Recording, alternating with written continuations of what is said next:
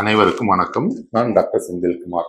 இப்போ இந்த வீடியோல நாம அலர்ஜிக் ரைனைட்டிஸ் அப்படின்னு சொல்லக்கூடிய தூசு ஒவ்வாமை பத்தி நம்ம பார்க்கலாம். எதனால வருது, என்ன பண்ணணும், என்னென்ன அறிகுறிகள் இருக்கும், இதுல இருந்து தப்பிக்கிறது எப்படி, இது வராம தடுக்கிறது எப்படி, என்னென்ன உணவுகள் எடுக்கலாம், என்னென்ன உணவுகள் தவிர்க்கணும் அப்படின்றத நாம பார்க்கலாம். பொதுவா தூசு ஒவ்வாமை அப்படின்றது சாதாரணமா காத்துல உள்ள தூசோ அல்லது தண்ணியோ அல்லது கிளைமேட் சேஞ்சினாலேயோ, பச்சை தண்ணியில கை வச்சாலோ, ஃப்ரிட்ஜை திறந்தாலோ, கிளைமேட் சேஞ்ச் ஆச்சு அப்படின்னாலோ, 4 அன்னைக்கு மழை பெய்ய போகுது அப்படின்னா இன்னைக்கே கூட இவங்களுக்குலாம் தும்மல் வர ஆரம்பிச்சிடும். ஒரு சாதாரணமா தலைக்கு கூட தண்ணி ஊற்ற முடியாது. குளிச்சுட்டு வந்தாலே வெளியே அச்சுன்னு அடுக்கு தும்மல் மாதிரி வர ஆரம்பிச்சிடும். மூக்குல இருந்து தண்ணி மாதிரி கொட்டும், கண்ணு செவந்து போயிடும், கண்ணுல இருந்து தண்ணி கொட்டும், தொண்டையில சளி இறங்கிட்டே இருக்கிற மாதிரி இருக்கும்.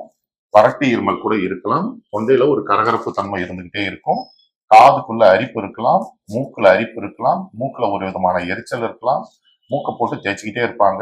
சாதாரண ஒரு பூனுடைய ஸ்மெல் கூட இவங்களுக்கு இந்த அலர்ஜியை அதிகப்படுத்தும். வீட்டுல வதக்குறாங்க, பெருக்குறாங்க, தூசு தட்டுறாங்க, ஒட்டடை அடிக்கிறாங்க அப்படின்னா உடனே அவங்களுக்கு தும்மல் வந்துடும், மூக்கடப்பு வந்துடும், மூக்குல வந்து தண்ணி மாதிரி கொட்ட ஆரம்பிச்சிடும். ஒரு ஃப்ரிட்ஜை திறந்து ஒரு பொருள் எடுத்தா கூட இவங்களுக்கு மூக்கடப்பு தும்மல் வந்துடும். பச்சை தண்ணியில கை வைக்க முடியாது, தண்ணியில கை வச்சாலே இவங்களுக்கு தும்மல் வந்துடும். இவங்க டெய்லி பாத்தீங்கன்னா நான் ஆன்டி அலர்ஜிக் மெடிசன் போட்டுட்டு தான் இருக்கேன், ஒரு நாள் விட்டாலும் எனக்கு தும்மல் மூக்கடப்பு வந்துருது, என்னால ஆன்டி அலர்ஜி மெடிசன் போடாம இருக்கவே முடியல அப்படின்னு சொல்லுவாங்க.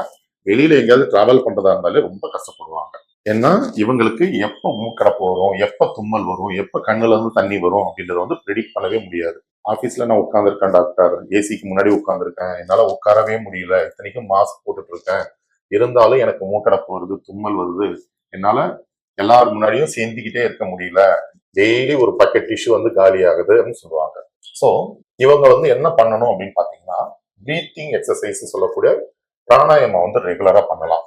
எந்தெந்த உணவுப் பொருட்கள் தொந்தரவு அதிகப்படுத்துது அப்படின்றத ஃபுட் டைரி மெயின்டைன் பண்ணி தெரிஞ்சுக்கிட்டு அவங்க அந்த உணவுகளை தவிர்த்திடலாம். தூசு அதிகம் உள்ள ஏரியால போனாலோ அல்லது வீடை கிளீன் பண்ணும் போதோ இவங்க பொல்யூஷன் மாஸ்க் போட்டுக்கிட்டு அதுக்கப்புறம் இவங்க செய்யலாம். டெய்லி நீங்க ஆன்டி அலர்ஜிக் மெடிசன் போடுறீங்க அப்படின்னா அது ஆரம்பத்துல கண்ட்ரோல் கொண்டு வரும், நாளடைவுல அந்த ஆன்டி அலர்ஜிக் மெடிசன் கூட உங்களுக்கு வேலை செய்யாம போகலாம். உங்களுக்கு symptomatic and constitutional homeopathic medicines, நோயினுடைய அறிகுறிகளுக்கு தகுந்த ஹோமியோபதி மருந்துகள் நல்லாவே பலன் தரும். ஸோ உங்களுக்கு தூசு ஒவ்வாமை பிரச்சனை இருக்கு அப்படின்னா நீங்க தயங்காம ஹோமியோ ட்ரீட்மெண்ட் எடுத்துக்கிறீங்கன்னா இந்த பிரச்சனையில இருந்து வெளிவந்து சந்தோஷமா வாழலாம். நன்றி, வணக்கம்.